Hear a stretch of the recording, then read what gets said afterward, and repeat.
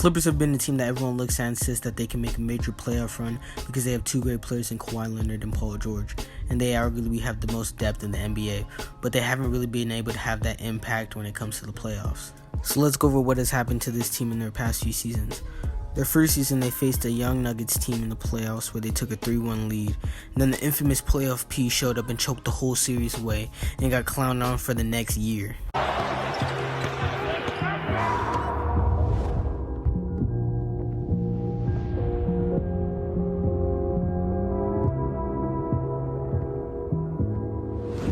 Ball game. George, way off, hits the side of the backboard. Look at this. Somebody come and look at this. Then in the 2020-2021 season, the Clippers faced the Utah Jazz, and it was a very back-and-forth series. And Kawhi was balling out of his mind. He was averaging 30 points, 7 rebounds, 4 assists, and he was very efficient. But that came to a halt in Game 5 because Kawhi suffered a major injury and he was out for the rest of the season. But the Clippers were still able to pull out a win in Game 6 and were able to move on to their next series, where they would play a great Phoenix Suns team. And even though they were clearly outmatched, they were still able to take this Phoenix Suns team to 6 games. And I believe they were able to do this because they had a lot of depth in their bench and everyone was able to band together and, step up and fill in where they needed to. And I think this opened up a lot of people's eyes to how far this team could go, because if they would have won this series, they would have been in the finals. But all that hype came to a halt because in the 2021-2022 NBA season, Kawhi did not play. He suffered that injury and he was out for that whole season. And PG was really there, but he was also, inconsistently playing, and he was in and out of the lineup. And that led to the team being a 9th seed. So that means that they were in the play-in. So in the play-in in the first round, they had to face the Timberwolves. This is the iconic game where Pat Bev just willed his team to the victory and got the revenge on the Clippers team that traded him. And let's look at these stats real quick. 7 points, 11 rebounds, 3 assists, 1 steal, 1 block, and 2 turnovers. I'm not gonna lie, before I viewed the box score, I thought he had a semi good game.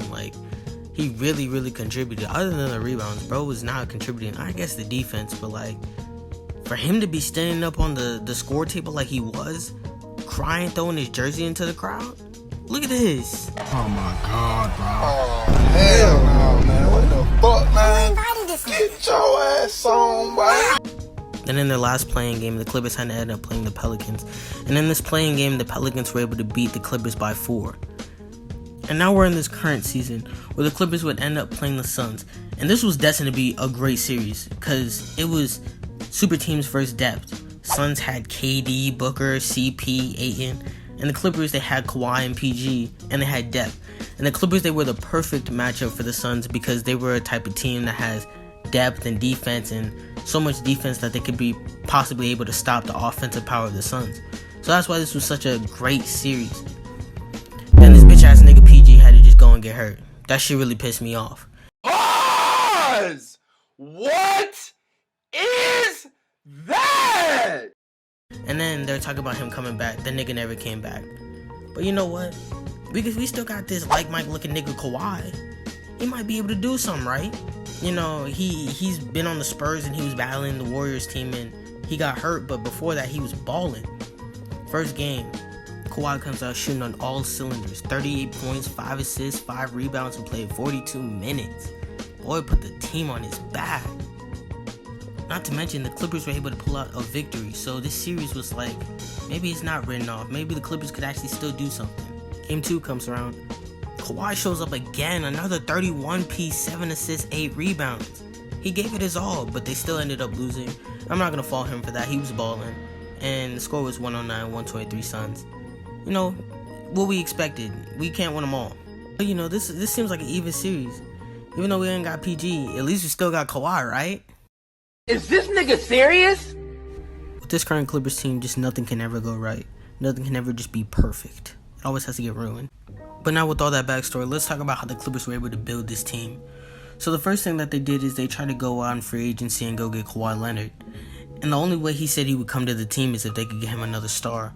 If they could get him one of these 3 people. Paul George, James Harden, or Jimmy Butler. So the team went to the Thunder and they said, what would it take for us to get PG on our team? These niggas said, we want 4 first-round picks, no protections on them. And we want 3 more picks with protections and swaps on them. Danilo Gallinari, a young player by the name of Shai Gilgeous-Alexander, Boy, ain't no fucking way, boy. Boy, ain't no way, boy. Boy, ain't no way, boy. Boy, ain't no way, boy. And the crazy part is the Clippers said yes to this. Who the fuck negotiated this trade? Cosmo? Y'all gave up a total of 7 picks and a player now who's looking like a perennial all-star. In exchange, you got Kawhi Leonard and PG who can't ever stay healthy, and the highest level of success that this team has ever seen is going to the West Finals. What is this team, bro? It's time to blow it up. It is time to blow it up. I know it's difficult to say that for this organization because they're getting a new building built, so they're not the stepsons of the Lakers, and they actually have a new stadium, and they need to put butts in seats, but like, you're not winning. You gave up all this and you're not going to usually be winning. You guys can't ever stay healthy. There's potential that you can stay healthy, but do you want to really bank on that potential? What you need to do is you need to take a book out of the team that you try to get Paul George from, the Thunder. Give up all your good players. Get back picks. Get back role players that you can go back and flip to get more picks and rebuild this whole team. Because this new Kawhi experiment and PG experiment is not going right. Kawhi is an easily, when healthy, top 10 player. So you know you're going to get a lot back for him. Paul George is one of the most versatile players in the league. So you know you're going to get a lot back for him. And you have a lot of role players. So you can go out and have an amazing start to a new rebuild. That's just my take.